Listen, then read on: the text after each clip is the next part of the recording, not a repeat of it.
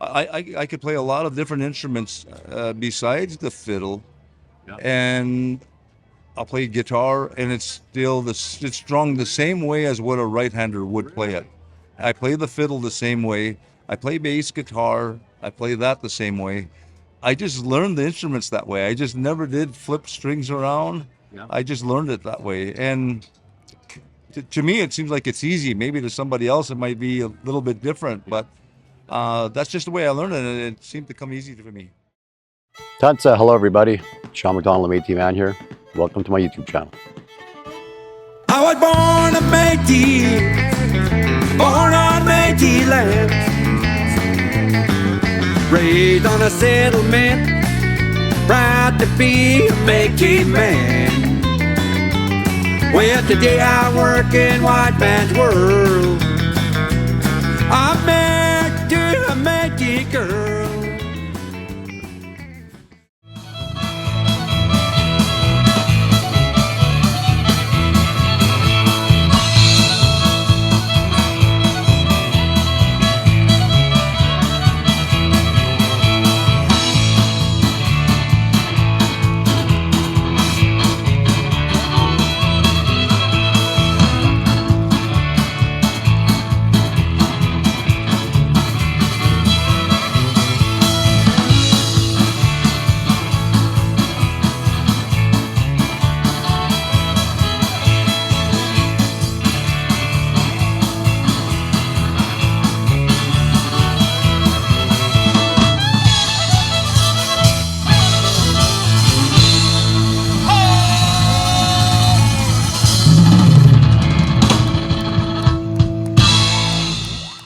Wow, thank you. I'll talk about an awesome crowd out there. We got dancing going on. I got a guy with the Ryan Keplin cap out there. I don't think I brought caps for about the past couple of years, but it's nice to see you wearing one, man. I appreciate that. Tânsi, good day everybody. Métis man here, coming to you from Batoche, Saskatchewan. And I got a very special guest today with me, and I've been chasing him for over a year now to try to get an interview out. And you've seen him on our videos last year, and he did some good fiddle performance there. And I want you to welcome Ryan Keplin to our interview here. Hi, Ryan. How are you?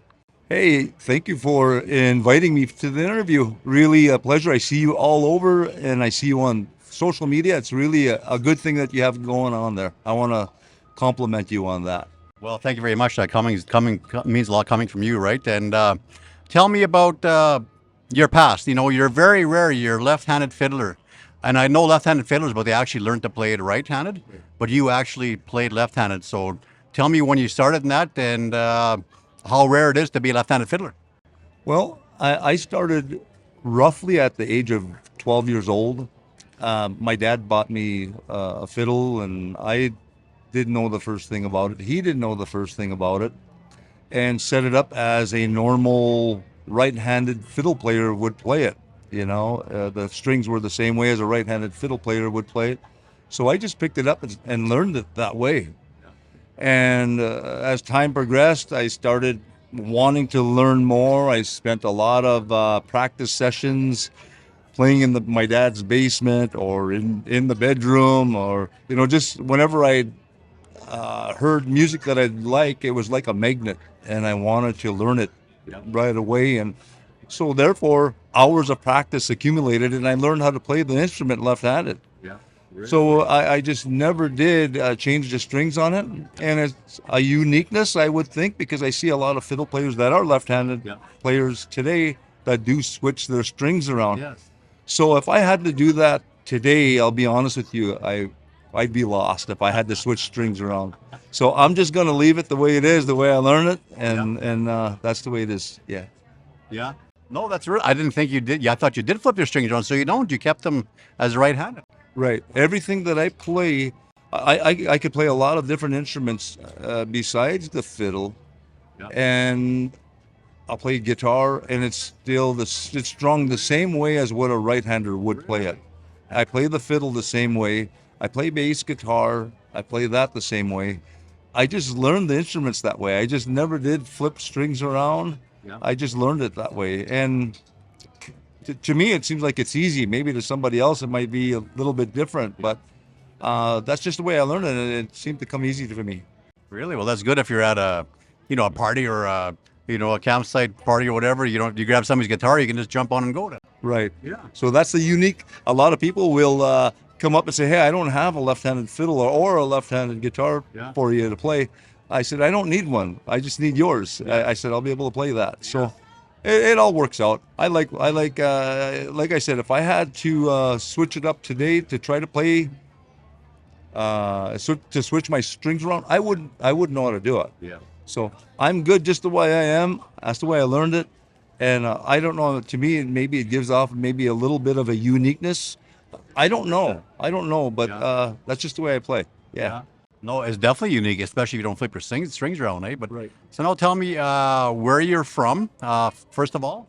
Okay, first of all, I was born in Belcourt, North Dakota, the U.S., and I lived there all my life.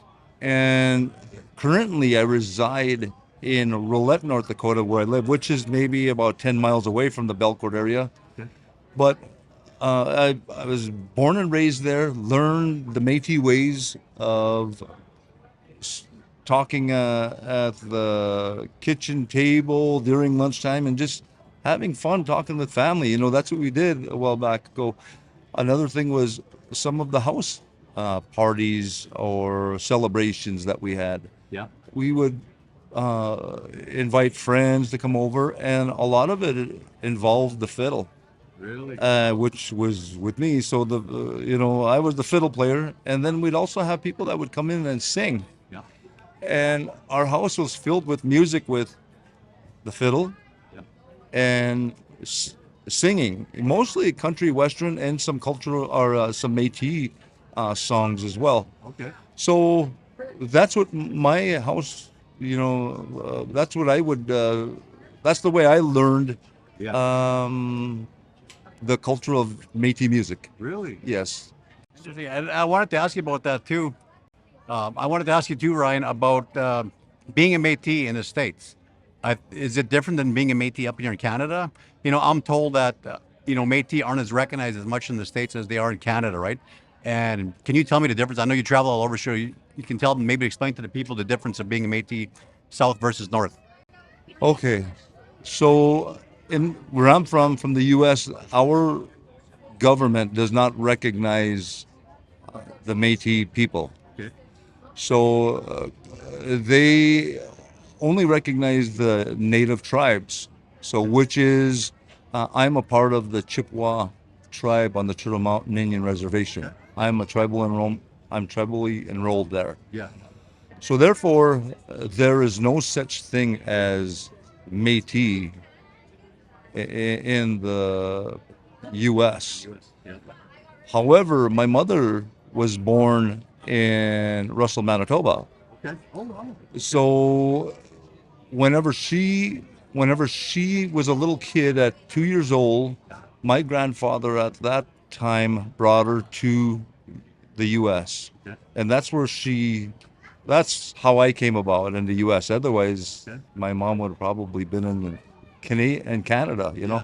So, but anyway, I'm a U.S. citizen, and I am working on my status right now for the Métis card, which I know I qualify for because I got all the St. Boniface information sent to them.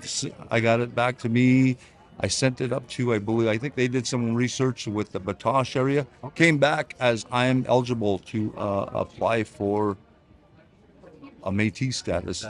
Yes. In this province? No, I think this would be in the Manitoba province. So Oh, Manitoba. So yes. So like I said, my mom was born in Russell, Manitoba. Yeah. So I don't know how they work everything there at the St. Boniface, but I did send my information into them. So yes, I am qualified to become a Métis member. So Well, that's awesome because I know in Alberta, I can't speak for here, but I know in Alberta, as long as you can prove your heritage, your lineage, and all that back to that area, then that's where you can get it from, right? right. Yeah. So I didn't know a whole lot about it, but I did send my information into the St. Boniface, which what I was told. Sent it there. They did the research, and it came back to me where I'm eligible to go ahead and do it. So Good for you. That's good to hear, and congratulations. Then, yeah. well, thank you. Yeah. But anyway, in the Belcourt area, just to let you know, Yeah. whatever you see here, like you have the celebrations of the fiddle, the culture of dancing, laughing. Yeah. People coming together to celebrate food, the music. That's Yeah. all in our neck of the woods and in the Turtle Mountains. It's the same thing. We speak the Métis language there. Yeah. Is it Cree like Michif? It's Michif, like Tânsi. We say Tânsi. I think you guys may say Tânsi. Tânsi. Tânsi. Yeah. So there's maybe a little bit of differences, but otherwise we have Mushum, we have Kokum. Yeah. It's the same thing as what you guys have up here. It's really amazing how the Métis people traveled, and I was just telling my boy on the way up here, we're talking about the history of the Métis. Yeah. And how did my grandfather come from way up in this neck of the woods to get back to where we were at in North Dakota. Yeah. They didn't really have the cars and vehicles back then, so I don't know how he did it. I don't know if it was by train or by a horse and buggy or how it was, but Yeah. it's just really, it's really unique. But so my whole point is what the Métis culture that you have up here that's really strong, Yes. and it's really well attended by a lot of the Métis up here. We have the same thing in North Dakota. So in fact, I host a festival every year. It's called the Ryan Keplin Summer Fest. Yeah. It's Métis driven. A lot of Métis artists there. I bring in a lot of Canadian artists that come in and attend that, along with a few headliners here and there from Tennessee. Okay. This year I have Ben and Noel Haggard, which is Merle Haggard's two boys coming in to headline, and along with some of the entertainment that you see going on in Batoche right now. Yes. So that kind of gives you a good example of what happens in North Dakota. It's not only in Canada, it's in North Dakota too. Yeah. So Yeah. at least in our neck of the woods. No, that's awesome. I was going to ask you about that there, and it's an annual thing. And how long you've been doing it?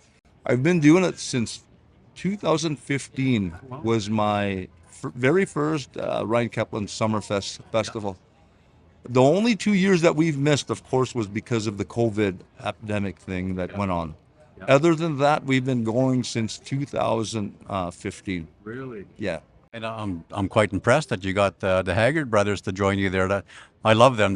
They sing just like their dad, especially the older one, and they look like their dad. It's uncanny, right? So, Right. Yeah. So we've had a few. We've had Mark Chestnut. We've had the Bellamy brothers come in at one time. Really? Last year we've had David Frizzell, T.G. Shepard, Yeah. just Leona Williams, and plus our Métis headliners as Yes. well. And it's really been fun. Yeah. I like promoting the Métis music. Yes. And the way I do that, and especially you're going to see that on whenever I perform. Yeah. I like playing the fiddle, Yeah. and I like singing. Yeah. So what I learned throughout my experience, I guess, of being an entertainer is that not everyone likes fiddle, Right. and not everyone likes singing. So I don't know of anybody like that, but yeah. Right. So, but I'm just trying to give a little bit of what I do Yeah. in small little increments, and hopefully I grasp on to an audience that really enjoys my music. Yeah. And that's what I really bring, and that's what I think Métis is Yeah. truly about. It is. Yeah. Yeah, and then when you mention the kitchen parties, well, we grew up like that, right? Right. And for people that they think party, well, it's always about booze and that. Well, no, it's just sit there with a fiddle and a guitar and a couple of good old boys and girls there and singing and picking away, right in the kitchen table. Yeah. And that's exactly how it was for me growing up. Yeah. Right there. Yeah. I got to really, really give a lot of appreciation toward my father and mom, Yep. who brought me to a lot of the celebrations back home. And I remember as a young kid just sitting there in awe looking at fiddle players Yes. and watching the musicians in general. Yeah. and wanting to become a musician at an early age. Right. However, I didn't really know at the time that I would be a musician, but I could tell that I already had the interest because I remember my parents bringing me there. Yeah. So they didn't leave me at home just to stay at home. They brought me there to enjoy, I think, to experiment with socialization, Yeah. meeting friends, eating the cultural foods that we had, the gullet. Yeah. I don't know if you guys Gullet. gullet. You guys call it bannock. Okay. You guys call it bannock, right? Yeah.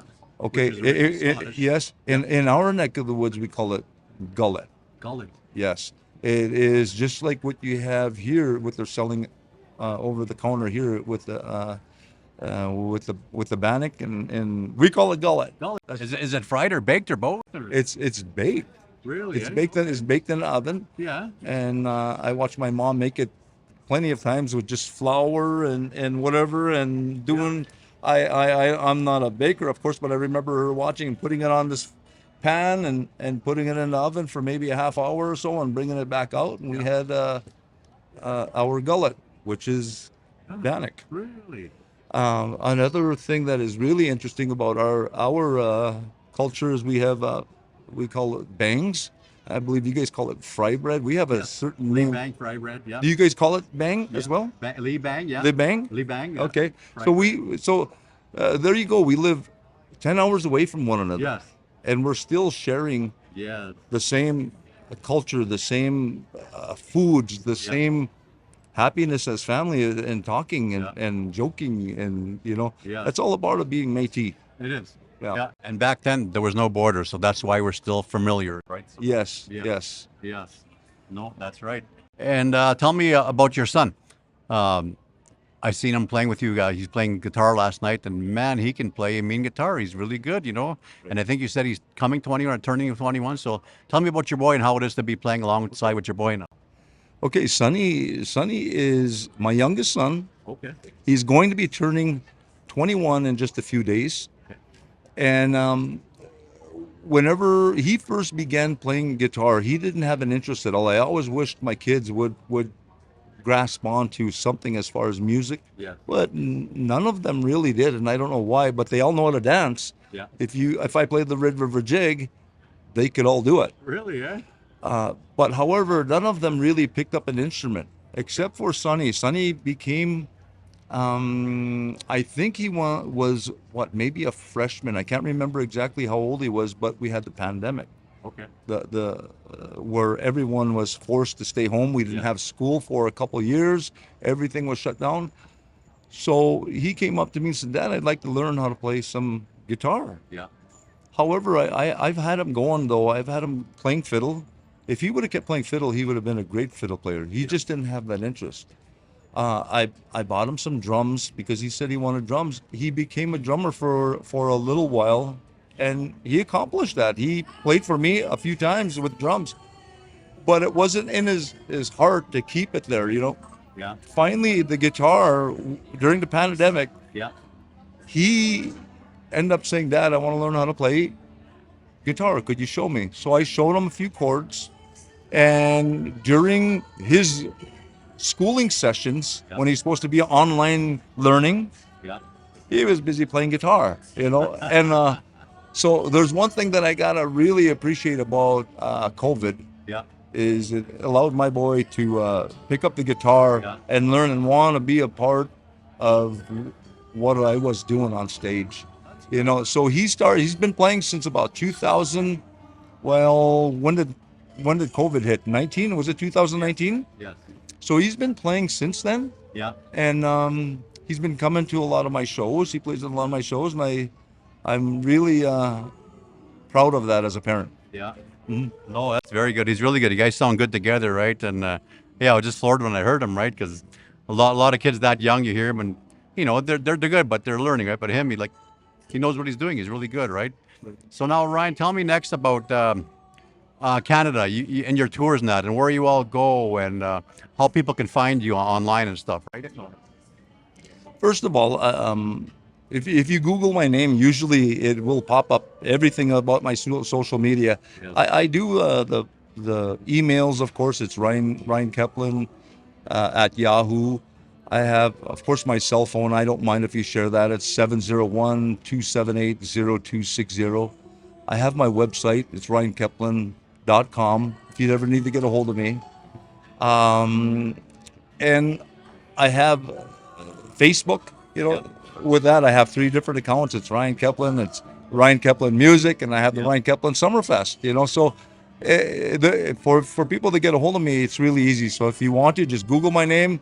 My stuff should just come up, and if you ever need to contact me, all my contact information is online anyway. So now where I'm playing at, I'm scheduled, it usually is really busy for me in the summertime. Okay. So playing at like the Métis festivals, playing in Canada. Next week I'm playing in Peguis.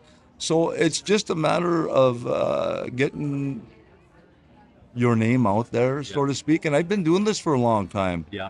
And people seeing and liking your music. And currently that's what I'm doing. And some local stuff in our communities, I'll do a lot of that. And mostly festival work, though. Okay. Mm-hmm. That's good. So you are available for hire, and if somebody wants to get you to bring you to the community or whatever, right? For certain. Yep, for certain. You heard it all there, folks. He's ready for you. He's able to come out to your community if you need him. So give him a call. Yeah. And so how often you come to Canada? Like, do you play more in Canada or more in the States, or probably more up here with the Métis and that, or how does that work? I play for a lot of Métis events, and that's more so in Canada. Right. Yeah. A lot in Canada.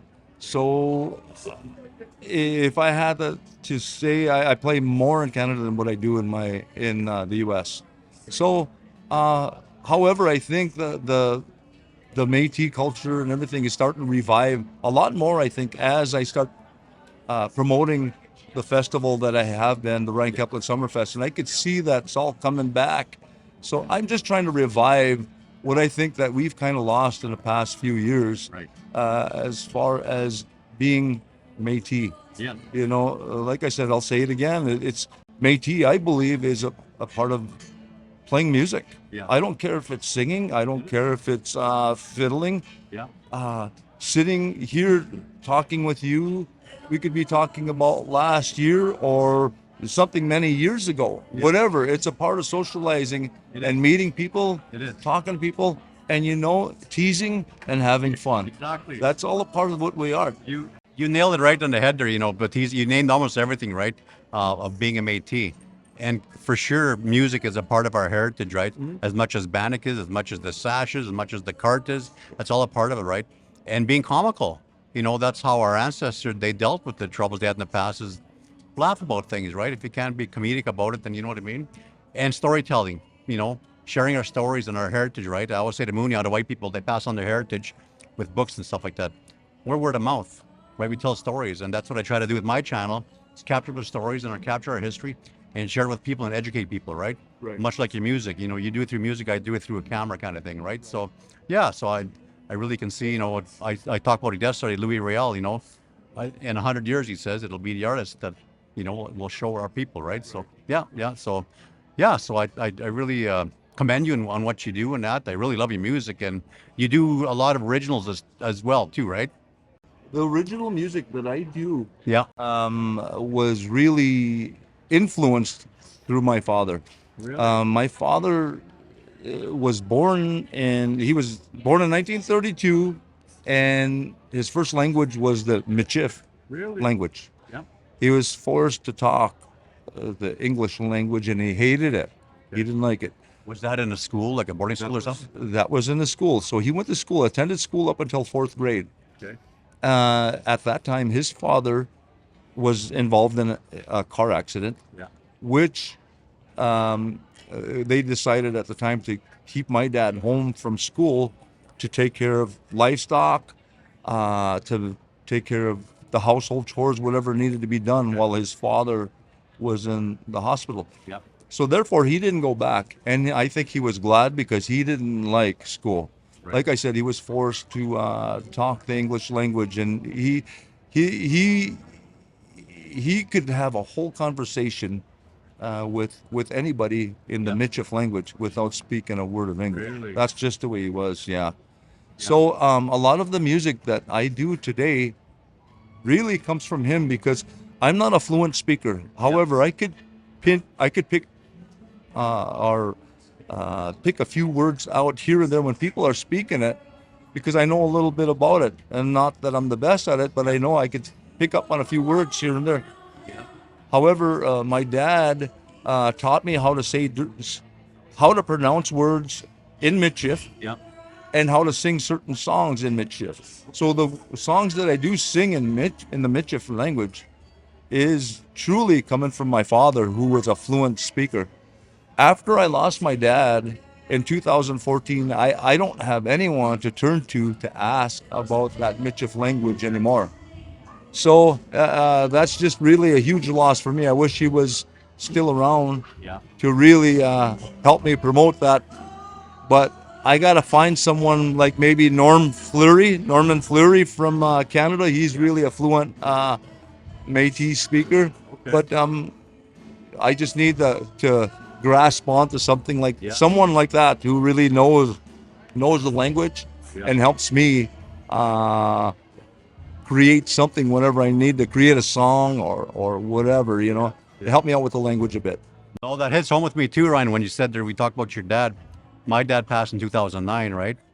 And growing up, he didn't teach as much Cree, right? Obviously he married a white woman, my mom, and but he still wouldn't speak the language very much, right? When he was around his siblings or other people, he would speak it, but he wouldn't really teach us. And growing up, I kind of was upset at him for not teaching us Cree, right? But now I know, because of the schooling and stuff like that, they were taught not to show it in public, kind of thing, right? And they're trying to protect their kids, us, from not getting chastised or whatever in school or in public for speaking that language, right? And so it's pretty tough learning that lesson as an older age, why they didn't do it, right? So they're protecting us, right? But yeah, I wanted to throw that in there too about that. It's a lot of people still feel the effects of that, right? Residential school or whatever it stems from, right? That we're just being in boarding schools and all that, right? So same thing. So yeah. Other than that, again, I want to talk about your show coming up and that, and let everybody know the dates and that. And I just want to invite everybody to come up there. Come down there. Sorry. Well, like I said before, my festival is called the Ryan Keplin Summer Fest. It's this year. It will be July 31st and August 1st, 2026. And like I said, whatever you're hearing here at Batoche, you're going to hear a lot of that. The same kind of music down at the Ryan Keplin Summer Fest. So I invite you all. I invite you, your wife, your family to come on down and take in a really good weekend of meeting a lot of new, fresh people.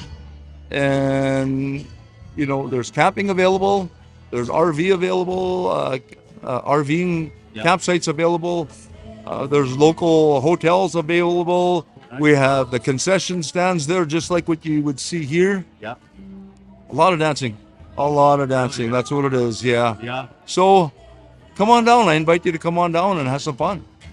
Appreciate that. And the admission price is for how much people again? The admission price is free. There you go, folks. You hear that?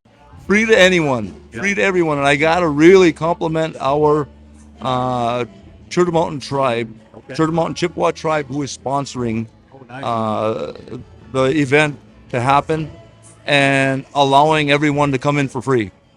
So I really want to say thank you to all our representatives from the Turtle Mountain tribe who supported and helped this event. No, that's great. I held a lot of events in my time, and you cannot do events without your sponsors, your volunteers, right, and your organizers, right? So it takes a big team to put on something like that. So. Right. Yes, it does. So, but like I said, come on down, have some fun. I invite you to come in, and all of you to come on down, July 31st and August 1st, and enjoy a wonderful weekend of music and dance and fun. Well, I appreciate that, Ryan, and I appreciate the invitation. We're going to try our best to make it down there that time. But other than that, I really thank you for your music, what you stand for Métis people and that, and what you bring to us and that. And, coming up here all the time to put on your good music that. And for sitting down with me, there's interviews, and talking to the people, right? So, like I said, I've been after you for a while to sit down and have this interview and that, so it means a lot to us and that. And I wish you all the best, and I thank you again. Thank you very much. Thank you very much. Gascombe, buddy. Thank you. There you go, folks. Again, Mr. Ryan Keplin himself here from North Dakota, and coming to you from Batoche, Saskatchewan, 2026. Eximaga, kinaskum tenawao. Exe. Right. Thank you very much. Not a problem, man. I agree.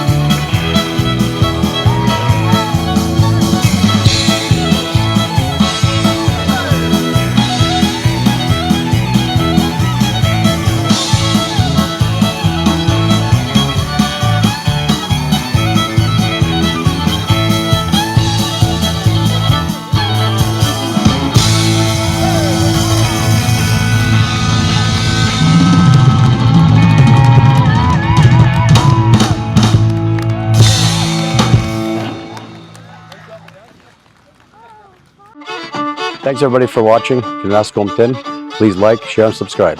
Eximaga.